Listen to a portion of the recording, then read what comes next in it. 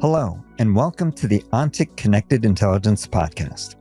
I'm Manish Mehta, Ontic's Chief Innovation Officer. Join us as we delve into valuable insights and practical advice that will empower you to navigate the complexities of modern corporate security and risk. We're here to share knowledge from experienced leaders and innovators in the field. All right, get settled, and let's dive in. Rachel Briggs is CEO of the Clarity Factory, which produces research, thought leadership, consultancy on corporate security and cybersecurity.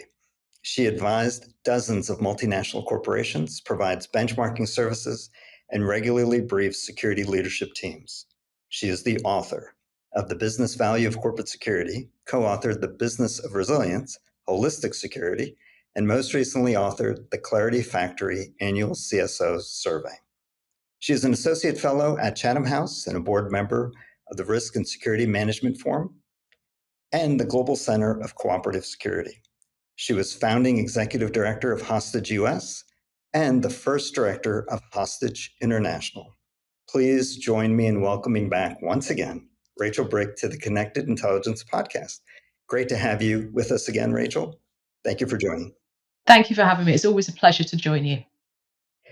Listen, you have done an extensive amount of research. You've advised so many multinational corporations and security teams.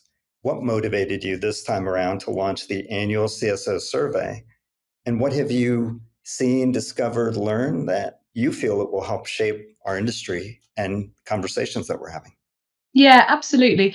I mean, as you and maybe some of the listeners for this podcast will know, I'm not a stranger to surveys. We run a lot of surveys with the Clarity Factory. And we also get very positive feedback for those surveys. We know that CSOs use them to make decisions, to prioritize. But I was always frustrated that our surveys provided a snapshot in time rather than being able to show trends over time, because 9 times out of 10, when I present a data point to a CSO, their immediate question is, how has this changed over time? And I wanted to be able to answer that question. I wanted to be able to demonstrate how this has changed over the last year, 2 years, 5 years, 10 years, so that CSOs not only know what's happening today, but they understand how things are changing. And I really hope that will help them to anticipate their future needs as well. I'm passionate about our next topic, which are silos. I believe silos are the enemy. I know you have spent a lot of time talking to CSOs, even in the survey. Remarkable, but maybe not, that 77% of CSOs said silos and fragmented data still hinder their effectiveness. Why, Rachel? Why in 2025 is this still so prevalent, so persistent? It really is. And I spend nearly as much time obsessing over this as you do, Manish. I mean, I think I would probably point to 4 reasons why this is still dogging the security community. I think first and foremost is the fact that people are kind of busy. I mean, the world is turned upside down, and corporate security functions are their workload has really dramatically increased in recent years. So I think they're dealing with a lot, and there aren't many spare moments in the day, which of course is an argument for getting connected. But getting connected, getting there is difficult when your workload is so heavy to start with. So I think that's the first reason. I think secondly, and this isn't sort of particularly unique to the security world, but we all tend to have our way of doing things. And we as human beings don't tend to find change very easy. And I think one of the things that I particularly you mentioned the Holistic Security Report, which came out a couple of months ago, and that was all about connections and finding ways to work in partnership more. And one of the really strong messages from that was just, this stuff is hard.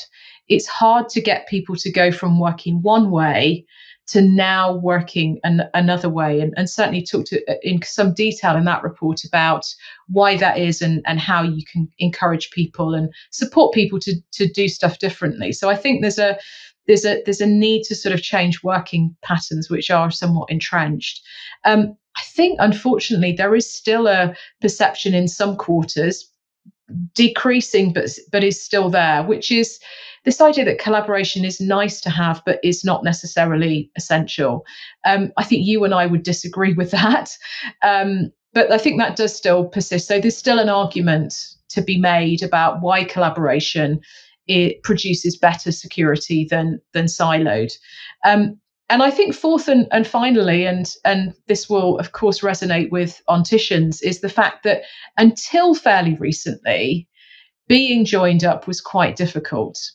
Um, but we do now have technology, and indeed your platform is one great example of this. We do now have technology and platforms that make all of this almost effortless. And so I think we are beginning to win the argument. I think there are far fewer folks within corporate security who would describe collaboration as a nice to have. And now we're starting to see the kind of products on the market that make turning this into a reality so much easier than it was even just a handful of years ago. So our listeners are going to be thinking about, is the juice worth the squeeze at the end of the day?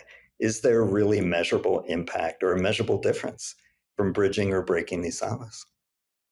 Yeah, I mean, there's so many examples I could point towards. I wanted to actually point towards an example which isn't given very often, but I think will be more in the future, and draw on a case study from our annual CSO survey this year.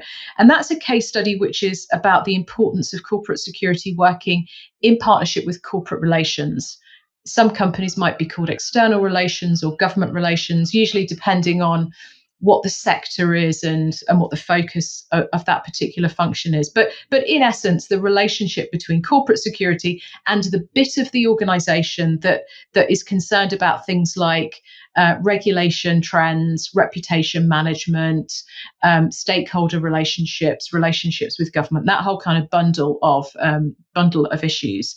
And there's a really interesting case study in there of how these two functions in a particular multinational corporation that we interviewed have now gone from being completely separate to having a moment of conflict where they sort of realized one another existed and sort of wondered why each other were sort of wandering into one another's space, to now having a really, really positive relationship. And the importance of that is only growing, because if you think about the job that corporate security has, and if you think about the ways in which the threat environment is changing, the ways in which corporations now are, and I use air quotes here, are starting to be seen as being quote unquote fair game, whether that's for protest, for activism, for killing CEOs. I mean, goodness, all manner of threats to the organization, because of the position of the organization, what it's said on a particular issue, where it's positioning itself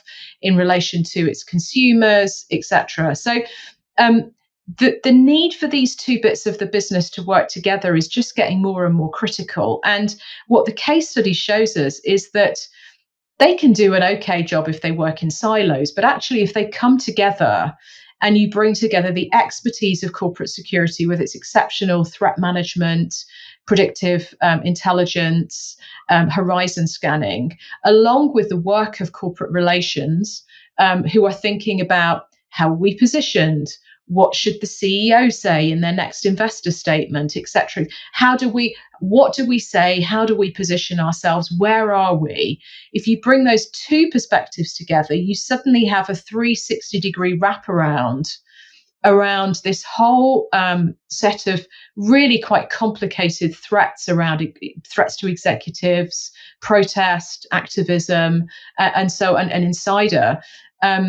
You suddenly have a far more effective, all-seeing, all-knowing response, as opposed to when those two functions sort of get on with their own things and don't connect. So it's one of the, you asked me up front what were some of the kind of key interesting, surprising things of the survey. And I think one that I would really point out is that relationship with corporate relations, community relations, government affairs. And as that threat environment is changing, it becomes incredibly critical for corporate security to kind of get out of its lane and start partnering more and more with that bit of the business. And I think that will deliver incredible value for CEOs and C-suite who know that this is a very complicated set of threats that they face. And I think we'll have a high degree of reassurance knowing that those two teams are playing together. Couldn't agree more. So, what are practical steps that security teams can take? Think about cyber, physical, IT, HR, legal. Again, practical steps. Yeah, and actually they're pretty generic for all of them. I mean, the first and really obvious thing is figure out where those dependencies are. Figure out for each given function, whether it's, as you say, IT, HR, legal, figure out what sits in the middle of our Venn diagram and just do that in a super structured and organized way. Figure out how could you benefit from their input and vice versa. So the first thing is map those dependencies, understand where the benefits of partnership are, reach out for a really open and curious conversation. I often, when I hear CSOs saying that a relationship hasn't worked, there are many reasons why, but so often there's a sense I get of somebody going into that conversation with a fixed idea of what they will do for legal or what legal will do for them or whoever it might be. And the really effective conversations are when both parties show up and say, hey, I think there is something here. Let's have an open and curious conversation about where this is. And let's not start with a defined idea of what this partnership should be or has to look like. I think it's really helpful as well to go into it asking yourself as a security leader how you could deliver value for that partner on behalf of the business. That kind of mindset of value creation, I think is really critical. I think the final thing I would say is that it's really important for security to talk less about the things it does and talk more about the why of what it does. You know, describing the ins and outs of your program is kind of confusing and bewildering enough for people within your own program. There's so much there, there's so much detail. Stepping back from that, and rather than describing all of these programs and activities you have, talk to the other side about the why. Why do you exist? Why do you create value for the organization? What's your mission statement? And not only does that make it a lot easier to connect, it also makes it a lot more likely that that other party will lean in because it's something everyone can get behind. It's the mission, and they will see part of themselves in it, as opposed to sort of arriving with a clipboard and a list of activities. Talk about why you're there. Talk about the mission that security has, and I guarantee there will be a much more receptive audience to sort of start that conversation about partnership. Excellent advice. Let's shift to a couple of other sections of your survey. One was insider risk. Fascinating data point, where on average, the median cost of an incident is about $4.5 million. So what's changed? What's driving this urgency in insider risk compared to several years ago? Yeah, I mean, I would say in short that we have a perfect storm where insider risk is concerned. In other words, there are a number of things that have happened around the same time, all of which come together to make to explain the quite significant rise that we've seen in insider risk. And in short, I would say four things. The first is this enormous digital transformation that we've seen within the workplace, which means that um, it has created vulnerabilities, shall we say, for most multinational organizations. That it's easier to get in and it's easier to get data out. And it's harder to sort of control who has data to who has access to what. And as we've talked about previously, the rise of AI will probably make that even more difficult to sort of control where your data is and who's having access to it. So I think that's the first thing.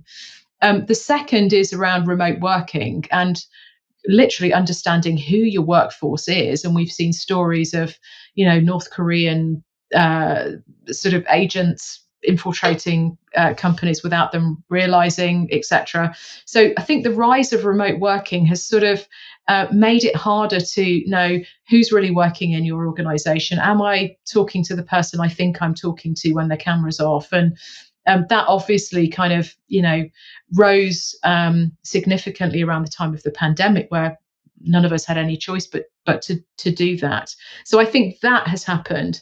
And then we also have a couple of things that have been going on in the external environment, like some of the economic changes, um, really difficult financial times for many people in the West these days, and also the rise of sort of social and political polarization. And we see survey data from other organisations that shows that employees sort of expect more from their employers. They expect their company to take a stance on things. They get very disillusioned if they don't. So all in all, a perfect storm of all of those things means that I think that helps to explain why insider risk is really growing. And it's not surprising to me that it's not just a top risk for CSOs, but also for boards and C-suite as well. Hey everyone, Manish here. If you're enjoying this conversation, take a moment to rate and review the Connected Intelligence podcast on your favorite listening platform. Your support helps us grow and bring even more insightful discussions to your ears. Plus, we'll be selecting reviews to read on the show. So leave one, and you might hear yours featured in an upcoming episode. Also, don't forget to subscribe so you never miss an episode. Now, let's get back to the conversation. The beauty of your survey for our listeners is you didn't just send out a survey, you interviewed many, many executives. So what stood out in terms of effective strategies or programs for insider risks that ended up working? Yeah, I mean it's an interesting one, and we interviewed some experts on insider risk as well to really get their views on this. And I think that there's four things that really stood out to me from what they said. The first is use the data you've got. If part of the vulnerability is created by this huge digital transformation process that has gone on within organizations, that's also part of the opportunity here as well.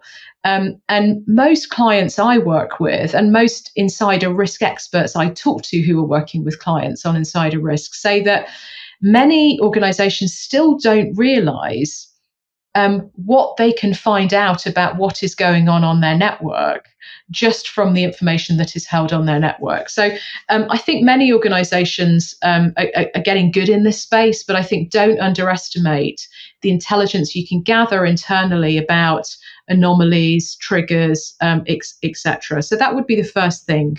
The second thing is the importance of really targeting into high risk users. And high risk users are essentially the folks who either have access to the crown jewels or are able to sort of make changes that could be consequential. So that might be executives, it might be the executive assistants of executives, it might be the folks who are on the help desk who might not have the highest per hour salary of anybody in the organization, but can do things like change passwords and give access to people who are pretending to be somebody they're not. And we've seen a number of instances where that has been the cause of quite a major breach.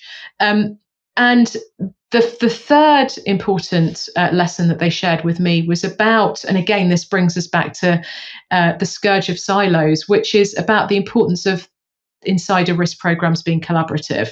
This is not something that one function can do on behalf of the whole organization. To be effective, you have to have a range of different functions involved: corporate security, often cyber, IT, HR, legal, compliance. And actually, our survey provides data on what proportion of those functions are involved in the insider risk programs of the companies that we surveyed.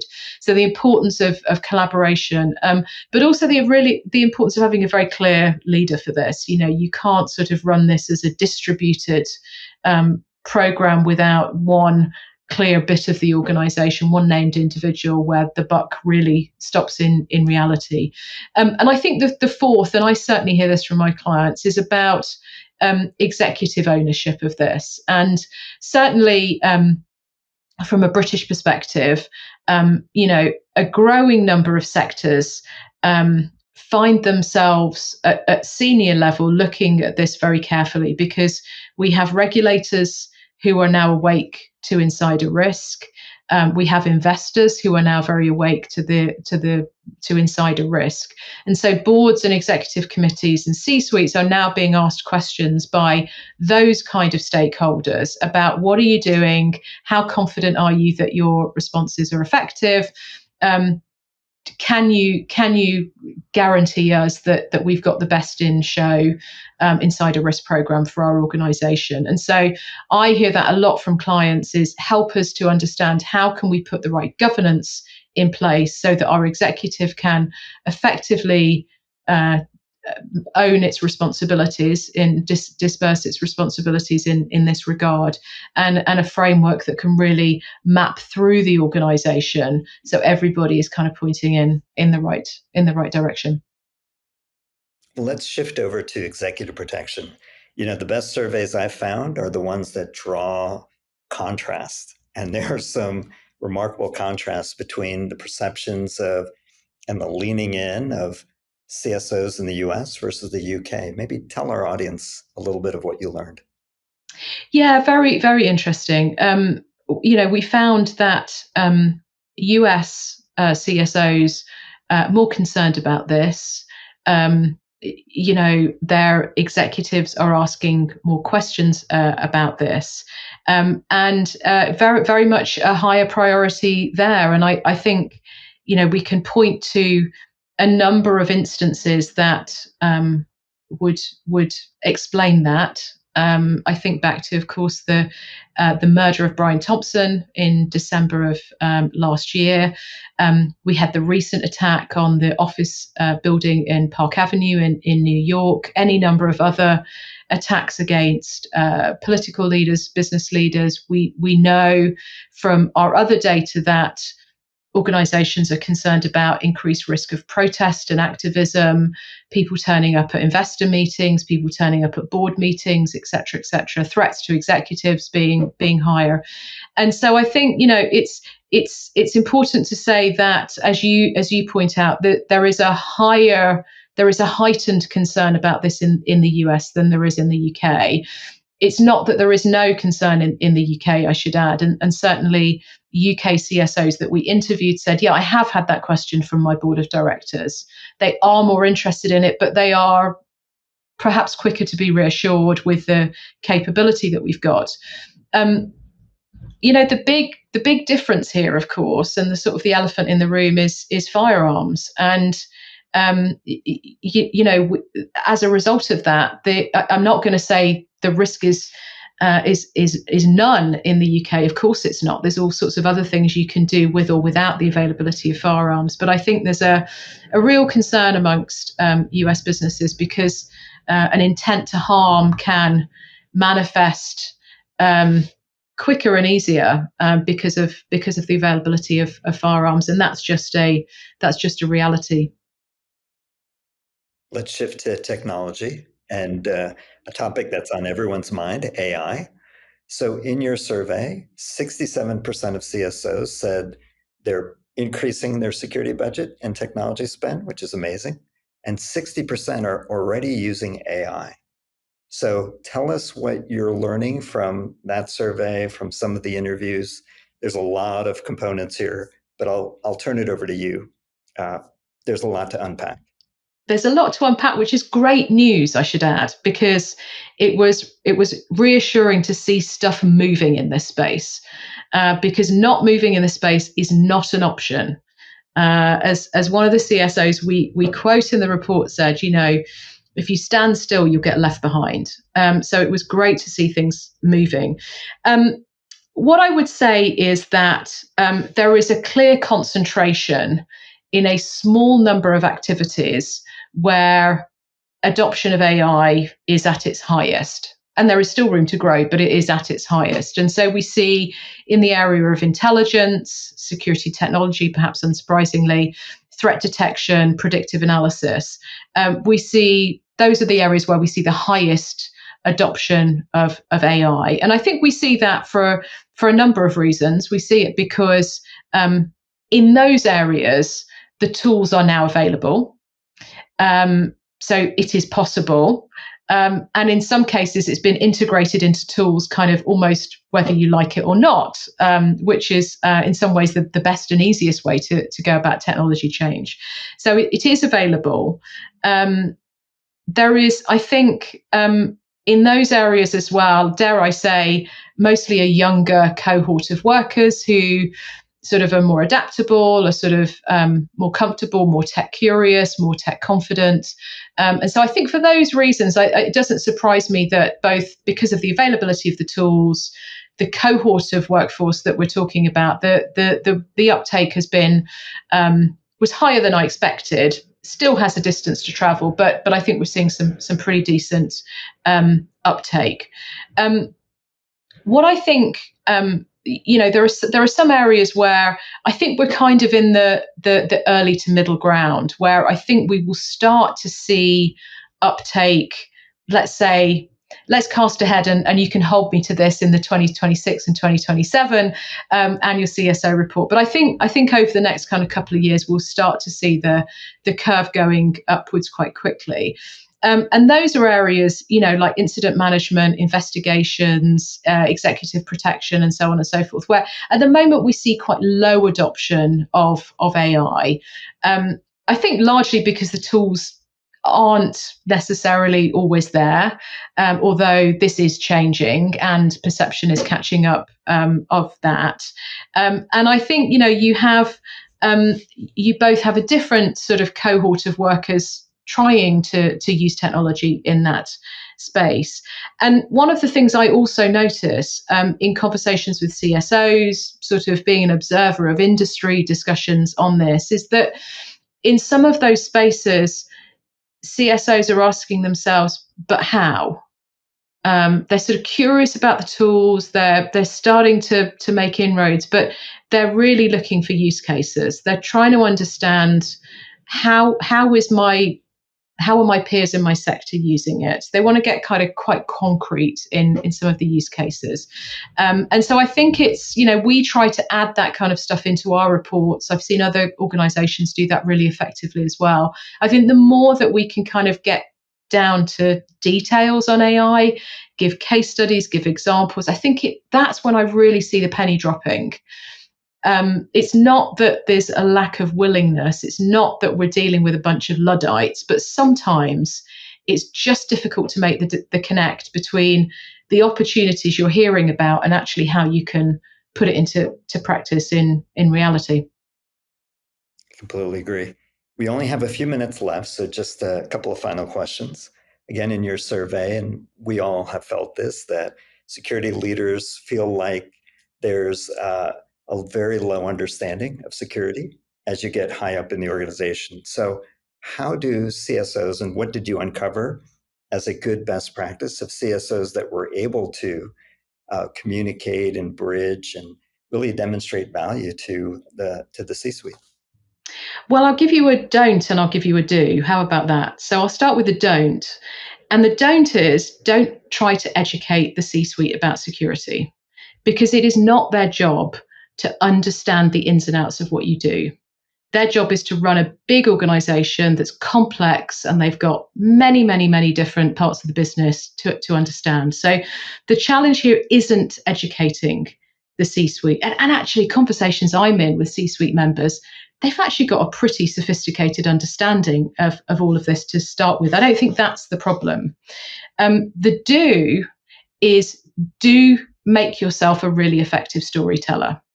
And there might be some people listening to this who say, well, she's really lost the plot now. What she wants me to kind of, become what? My job is to protect the company. Your job is to protect the company, but your job is to help others understand why. It is to help others connect to your mission. It is to get a sense of urgency around what you do that then unlocks the resources to really do that effectively, that unlocks those partnerships. You don't do that by showing people bar charts and pie charts. Nobody ever went into war off the back of a pie chart. They went into war and went behind that leader because they told a really good story about why and why we together can do this. And, this is a technical skill. This is not something you're born with. This is something that great leaders, great orators, great storytellers learn how to do. And guess what? It's now an essential skill for the C-suite. Any business leader you're trying to communicate with has done the work to become a good storyteller themselves. And I think, it's so important because it shifts the emphasis onto how you're trying to communicate. And the really effective CSOs that I see in practice are great storytellers. And the reason that matters is because they're able to connect what they do with what other people do. They're able to create a sense of emotional connection. And you think, well, what has emotion got to do with business? Well, actually, it's got everything to do with business because it's how, whether we like it or not, most of us make most of the decisions that we make every minute of every day. And so telling a good story, which is not a yarn about your previous military experience, it's a carefully constructed story that conveys meaning, that builds trust, and ultimately then creates the influence you need to be an effective leader. You don't get given a budget just because. You have to influence that. And the way that it gets done in really complicated organizations where nobody's got time, everybody's got a million different things going on at any one time, is through a story, because that is the way that people remember, they absorb it, they connect with it, they retell it. So don't educate the C-suite. That is not the answer. Create stories that convey to the C-suite your value, why they should trust you, and ultimately that will be what brings you the influence you need. Very well said, Rachel. Thank you again for joining us today. Is there anything we missed that you think would be important to convey to our audience? Well, I just wanted to close actually by thanking yourselves. Ontic was our platinum sponsor for this survey, and our gold sponsors were ASIS International and Emergent Risk International. And I want to thank you all for being great thought leaders in the security community. The podcast is part of that, but you guys do so much else besides, and it's really vital.